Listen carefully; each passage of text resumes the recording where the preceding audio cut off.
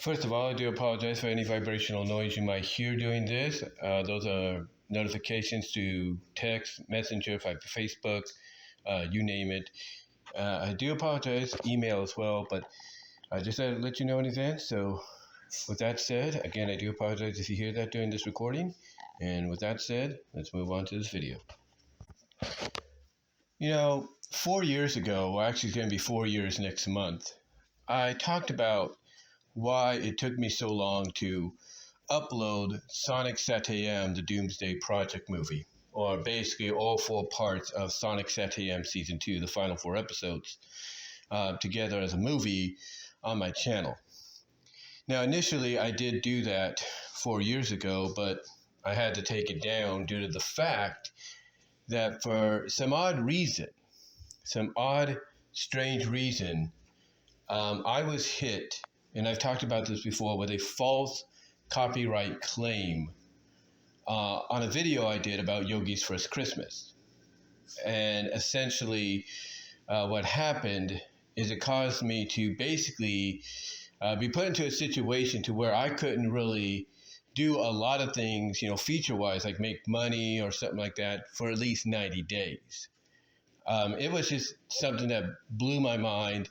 And apparently I wasn't the only one that got hit by this. A lot of folks had been hit by this kind of a situation. It was a false claim by false people, just, trolls, I think, in general, that just want to cause trouble, or some of those kind of people that want to try to take over your channel to promote their Bitcoin, I guess you could say scam to the public.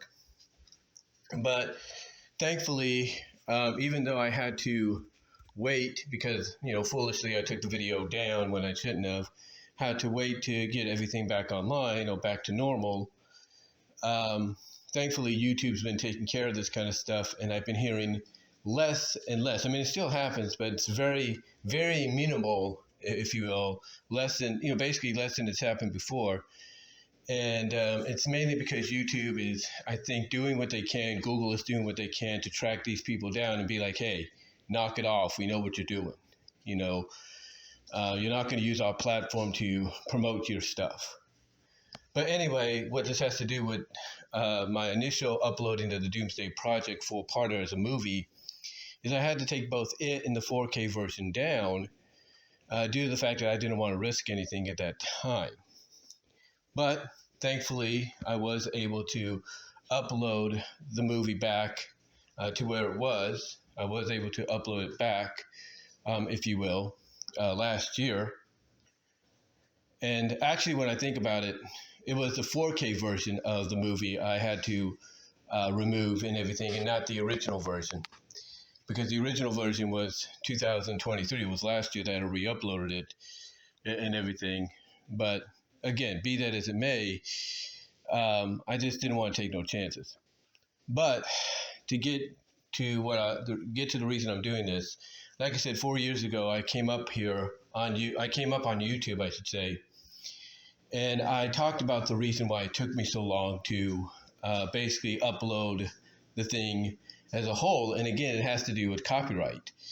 Now, I didn't want to do it at first because I'm thinking, well, I could do it and it'd probably be okay, but I don't want to chance things, with YouTube, and other places like them, and the algorithms kind of being, up and down and in flux. Like, you don't know exactly what you're going to get with them, per se. So I didn't want to chance it at first until I saw somebody had uploaded Blast of the Past Part 1 and 2 from the second season as a 45-minute movie. And I'm thinking, oh, well, I guess if they can do it, and they had it up on their channel for like several years, I believe. I'm thinking, well, if they can do it, I guess it'd be okay if I did mine. But still, I didn't want to risk it. But over time, it's like something just kept telling me, do it. It's going to be okay. I think it was like God was telling me, do it. It's going to be okay. Don't worry. And that's why initially, back in 2020, I did it. And it stayed on there for quite some time until, like I said, recently when I had to take down the original because I had a 4K version up. And then again, I had to take down the 4K version because of, like I said, what happened last year with that whole scam situation and so on that I've talked about before. Anyway, basically, this morning, and there's one of those vibrational noises I do apologize for.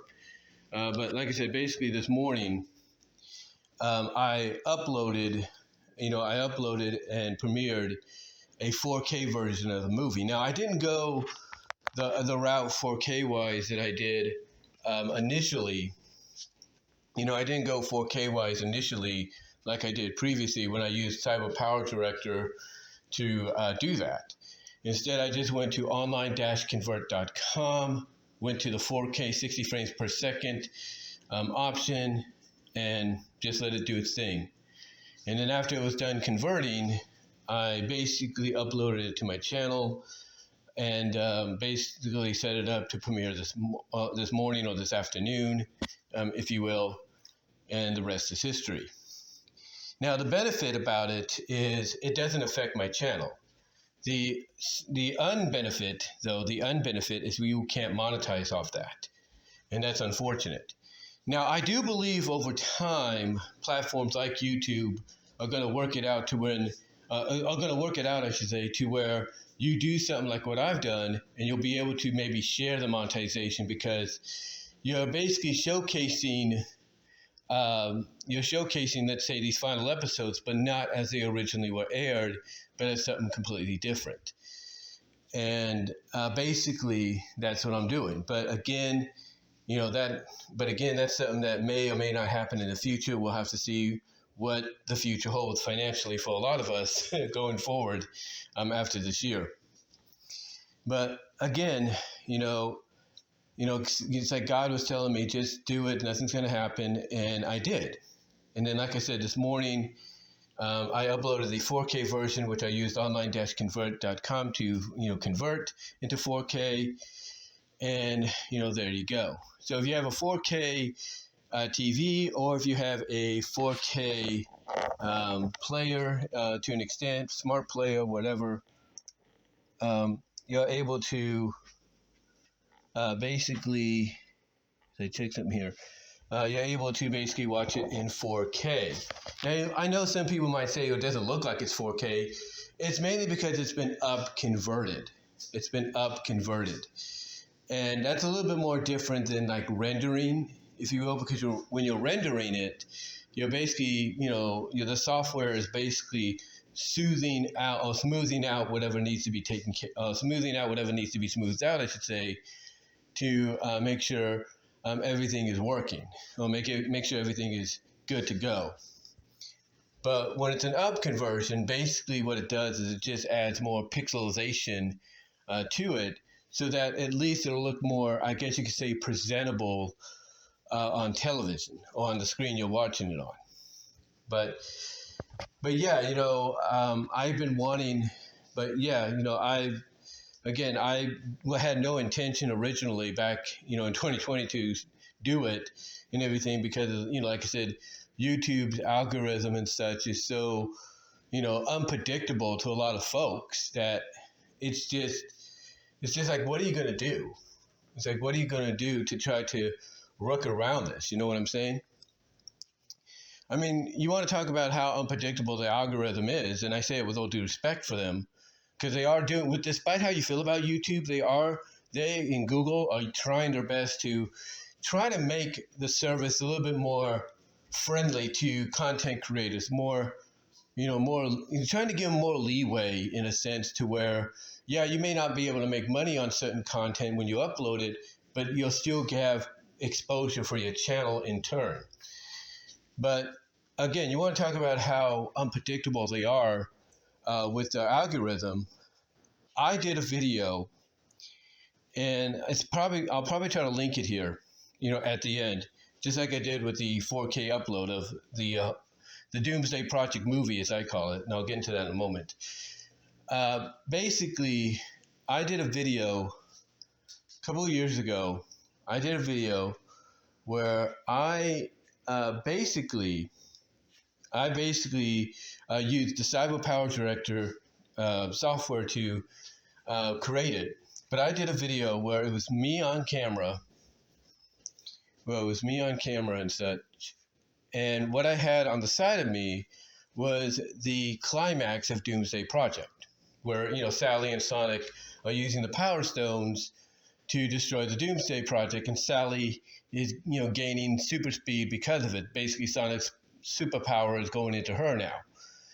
And I was asking the question of this was essentially, and to me, it was a theory. It was just a theory I was coming up with, of whether or not that was, their answer to Sally having a super form, even in SatAM, because essentially you could say that could count, that could qualify. So I did the video, asking that question or talking about it, and I had, like I said, the image. It was, of course, a clip. I should say it was a clip right next to me, right next to my head, and everything. And unfortunately, that video got claimed. It wasn't taken down, no, but it was claimed. And you would think, well, wait a minute. If you are on the image and everything, or not image, but if you're on the video yourself and the clip is just right next to you, that shouldn't, be a factor. That shouldn't play a factor, right? Well, unfortunately, it did. It unfortunately did play a factor, and the reason it did is because of the fact that even if it's just you, I should say, that's mostly not on the it's on the video 95% of the time, or at least for 95% of the screen. Even if it's you, it's on that screen for 95% of it. 5% that is the footage you might be using. That's going to basically be enough to say, hey, unfortunately, we've got to copyright that. We know you didn't intend for it to be that way, or you didn't plan for it to be that way, but hey, we got to do this. And that's why, that video got copyrighted. It's kind of similar to the Media Hunter, Isaac, if you will. Media Hunter did a video about a couple weeks ago or so, where he was finishing off, his review series on the Swan Princess movies. And the last Swan Princess movie that he did, or he reviewed, of course, being the last one, period, as of right now, unfortunately, that got copyright claimed. So he had to go back, re-edit the video. And re-upload it just so he could try to, monetize the video. And here's the thing. If you look at the video, his review, if you look at it, the original one and even the new one, the re-upload, basically, I would say 85% of the time was him. Well, 15% of it was footage from the movie, if not still frames, screenshots, if you will. But still, despite that, he ended up getting copyright claimed. So he had to go and re-upload it by re-editing it. And I think he's okay now, but it's like, you would think he's doing this for, I guess you could say, educational purposes, or whatever they call it, to kind of get around the whole copyright situation where you can make money. Basically fair use, if you will. You would think him doing this review under the fair use stuff would be enough, right? But obviously it wasn't. And he had to basically, like I said, edit and re-upload the same video with less footage and maybe just mostly still frames to get around that situation. And again, the same with me in a sense, because like I said, all I did was have that footage of Sally and Sonic running around the Doomsday Project destroying it, and that was enough to get me claimed. Now, there is a catch, though. I think there is a catch, kind of a loop. You can, there's kind of a loophole, if you will. A catch and a loophole to the whole thing. You see, when I uploaded a couple months ago 2 videos of some of my favorite female characters from the '90s shows, like Tiny Toons, Animaniacs, you name it. When I uploaded, let's say Babs, Minerva Mink, and Dot Warner melting into puddles, and showing all the melting scenes. Basically, a lot of those melting scenes were less than, like, let's say 5 to 10 seconds, and that was it. And I do apologize for that vibrational noise. That was a message coming my way. But again, like I said, most of those were like 5 to 15 seconds at most. And because it was that way, I didn't get claimed. I was not claimed. I was not, copyright claimed or whatever. I was able to make money. I'm able, I should say, to make money off of it. And I think it's mainly because the clips were less than a minute, less than 30 seconds at most. I think if you go beyond 30 seconds, well, honestly, I think 30 seconds is good too. But I think if you go beyond that and close to a minute, then that's enough for them to claim you. It is.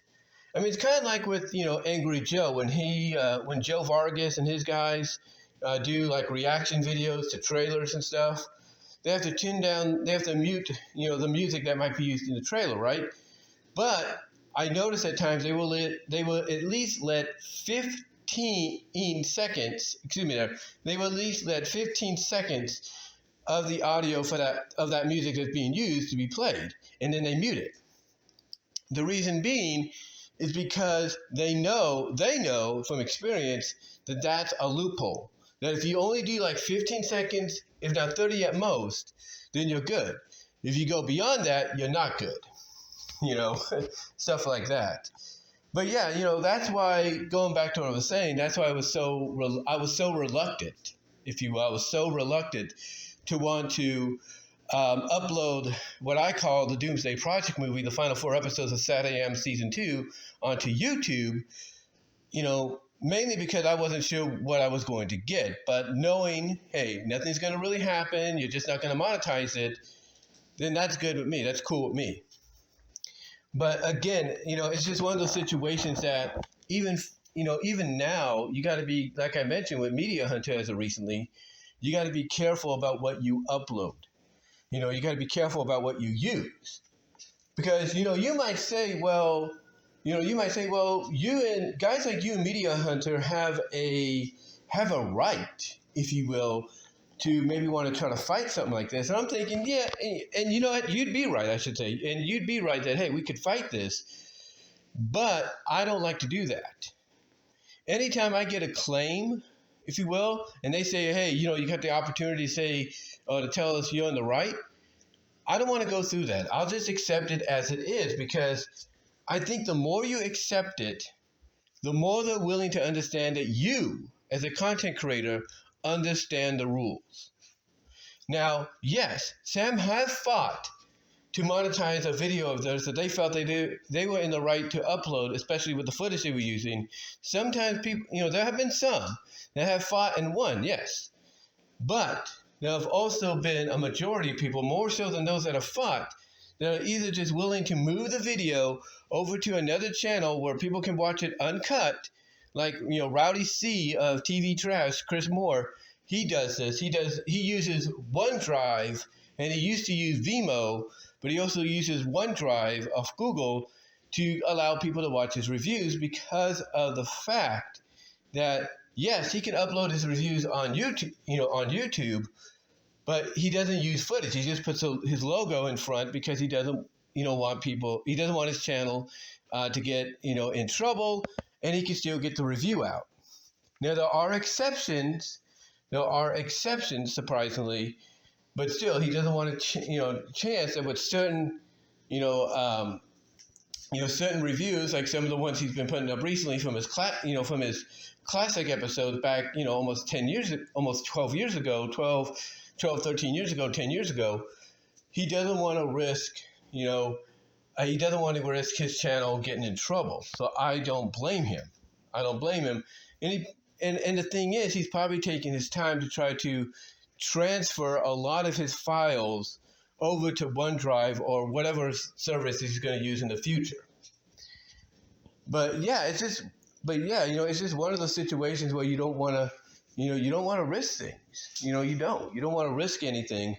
So you go to other outlets, you go to other outlets and such because you want people to see it uncut, and that's why, as I said, a majority of people will accept just, they will just accept the copyright claim they get, or they'll accept, YouTube saying, hey, we had to take this down because, da da da da da da, because of such reasons. This studio told us to do it, legitimately, not falsely. And that's the other thing too, I think, why, YouTube is kind of getting to that point to where they might become a little bit more lenient in the future, and so on, to where, when you upload something like what I did, you won't be ineligible for monetization. You might share the monetization. And I think it's mainly because of what's happened with a lot of those false copyright situations. But anyway, though, like I said, it took me a while up until that time in 2020 initially to put the video up there for people to enjoy. The other reason I did it too, again, because I think it was God telling me to do it and not worry about getting in trouble. The other reason I did it too was we were going through that pandemic, and I just wanted, to put something on there for people to enjoy. And thankfully, a lot of people did. And again, the silver lining is, even though I don't monetize, it does get my channel some notoriety. So that's pretty good. I mean, you can't tell me that there's a lot of channels here on YouTube, like Obelto Bacon and a few others, that realize, hey, we're not going to be able to monetize what we're uploading, but at least it gets our channel notoriety because of what we're showing. What we're, showing and, giving to people. And the same with rinse and repeat and, channels like that. They know they're not going to make money, but the notoriety for people to come to their channel, the attraction will be enough so that when they do upload videos that they can monetize with, more people will probably tune in to see, okay, what is this person going to upload? And then that'll get them the attention. So it's a silver lining to where, yeah, you may not be able to make money, but if people subscribe to the channel and everything, and you want and put that bell click the bell for notifications, then then they'll know basically, hey, they got something else out that's new. Let's check it out, and that might be the video that they can monetize with, make some money with. But anyway, again, that's why. I did what I did in 2020. It's like at first I was reluctant, but then it's like, okay, I could try it, see what happens, especially seeing that one person putting up Blast of the Past as a full mini movie. So I went with it, and people like it. They do. They really like it. And again, the benefit is, the people behind Sonic SatAM right now, the ones that own the licensing, WildBrain, yeah, they're the ones making the money, out of this, not me, but at least they're cool with myself and others doing this. I mean, there are people that have even done 4K restorations through AI, believe it or not, on Sonic SatAM and other shows. And, they've been able to keep those on as well because, again, they realize they may not be able to make money, but it gets their channel notoriety, which is really, really cool. But, getting as to why I call this the Doomsday Project movie, well, it's quite simple. And I've explained this before. I think even in the original video I did 4 years ago, or going on 4 years next month. Mainly it's because of the fact that when you look at those 4 episodes, Cry of the Wolf, Droonhenge, Spyhog, and Doomsday Project, when you look at them, they all seamlessly, connect one after the other. It's like they all seamlessly go from one scene to the next. Like from one chapter to the next. That's how they feel. And that's why I decided long ago that, someone, mostly me, but someone should attempt to put this as a movie. And even though it took me a couple of tries, believe me, it took me a couple of tries, it wasn't until I got my Sony DVD recorder for my birthday that I decided around, I think it was 2013, I believe, 2013, to finally just, see what I can do. And very meticulously and carefully, I, edited, all the episodes together. As I explained in the original and on numerous occasions, I took the beginning, the intro for Doomsday Project, got the intro for the series, got the Doomsday Project title card, and then when it faded to black, I paused it, and then what I did is I went to Cry of the Wolf, and I let the intro play, let the title card show, and let it fade to black, and then I unpaused, and it basically seamlessly goes one into the other. So it basically feels like, instead of getting Doomsday Project initially like you would, do it like its original broadcast, instead you're going right into Cry of the Wolf. And then I did the same thing after Cry of the Wolf ended. I went, as soon as it faded to black, I clicked on pause, did the same thing, rinse and repeat with Drew and Hedge, and then unpause after it faded to black from the title card. And there you go. Same with Spyhog, and of course, same with Doomsday Project. And believe it or not, it actually feels like I wouldn't say legitimate movie, but it does feel like a movie that, again, as I've said before in the past, ABC could have really capitalized on during the Thanksgiving holiday season. Like, they could have said, final 4 episodes of Sonic the Hedgehog put together as a movie. Watch the Doomsday Project saga. They could have done that, and I guarantee you kids and families would have tuned in to prime time, because that to me would be the best time to do it, and watched it. Not only because it was Sonic the Hedgehog, but because it was presenting the final 4 episodes as a movie. And I think it would have, honestly, from a ratings perspective and viewership perspective, I think it would have done huge numbers for ABC, in my opinion. But yeah, I've always felt like, you connect those 4 together outside of the void, which is the prelude episode, if you will, to the final 4, I should say. Basically, I've always felt that if you piece those 4 together, I should say, you would have had a movie on your hand, a movie that people would have loved. I mean, even if Geek Entertainment wanted to do it, to sell as a part of their home video division, which I think was owned by Disney at the time, the Toontime, what was it called? Let me double check, because I have the VHSs, believe it or not. I do have the VHSs. It was their, let me see, Disney, not Disney, but Geek Toontime Video. Yeah, Toontime Video. I have all 3 volumes of Sonic SatAM on VHS when it came out at that time. But yeah, even Geek, DIC could have released those 4 episodes of the movie, Blast of the Past of the mini movie on VHS, and they would have sold. They would have sold in a massive way, in my opinion. They really would have.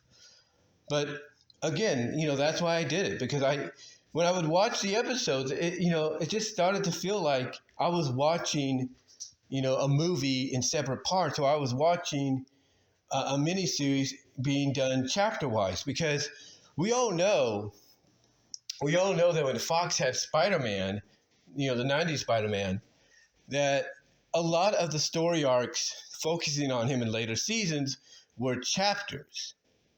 Like Sins of the Father would be divided in chapters. She would have Sins of the Father, chapter 18, chapter 8, or whatever, and then it'd give you the subtitle.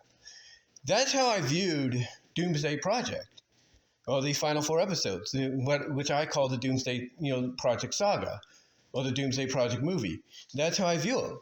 I view them as Doomsday Project Chapter 1, Cry of the Wolf, Doomsday Project Chapter 2, Droodhead, Doomsday Project Chapter 3, Spyhog, and Doomsday Project, Chapter 4, Doomsday Project.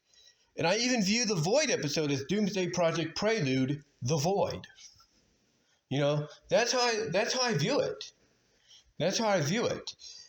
And to me, it's always, I've always felt like it was a golden opportunity that was missed by Geek Entertainment at that time and ABC. Now, I'll give them credit. They probably didn't realize that, what they had with these final 4 episodes, if not 5, if you count the prelude episode, The Void. I'll give them credit that they probably didn't know, hey, we have something like a mini series, a movie, on our hands here, a feature film quality like story on our hands here.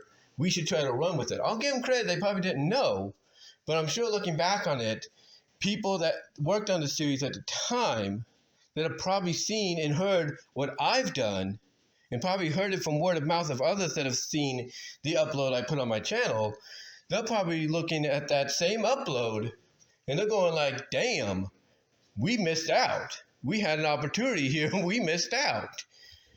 Now, I'm not saying that's probably what they're thinking, but I guarantee you some of the people that worked on the series are looking at that and being like, damn, we missed out here. And, if we could go back in time, we should, if we could go back in time, we would correct this. We would make sure this got presented as a movie, at least, in some capacity. But that's why I put these episodes together. Again, it took me some trial and error until recently, until 2013, where I took my time. And basically, by taking my time, I put, I put every episode meticulously and carefully, together, piece by piece, to where it feels like it's, a whole movie. It feels like it's a whole movie. And I appreciate that.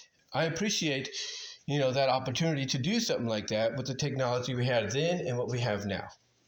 And I can guarantee you, people can do it with the technology we have now, even on the computers, on the laptops. People can go and take these episodes. They can download them off YouTube if they have to. They can take these episodes and they can edit them, stitch them together like one movie, and they would go seamlessly. They can even transition better than what I was doing here. But this was back in 2013. So who knows what kind of software allows you to do it maybe a little bit better than that. But really, that's all I really wanted to say here, and as to why it took me long to upload it back in 2020 and even re-upload it back here in 2024 and 2023. But give me your thoughts, guys, overall. What do you think? What are your thoughts on what I had to say here? Do you view these final 4 episodes, if done the way I did them, if not even with today's technology, could be done a little better? Excuse me.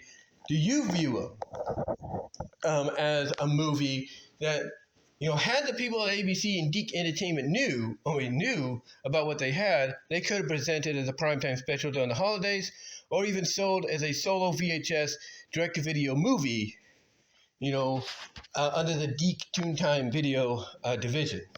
What are your thoughts? Let me know down below. Like the video, ring the bell for notifications, subscribe to the channel. Also, check me out at my Teespring store. Link will be in the description. I'm at the bottom. Also, check me out at the other places where you can find my content, like rumble.com at BWRoses, odyssey.com at BWRoses, divanart.com at BVW1979. Also, check me out at VENMO.com at BWRoses. Also, check me out at all your favorite audio and video podcast affiliates, if they do video. Some of them don't. That being Pandora, iTunes, iHeartRadio, Radio Public, Audible, Spotify for podcasters, and more. But yeah, check me out, guys, at any of those affiliates you listen to. But again, let me know what your thoughts are on everything I had to say here. And until next time, I am out.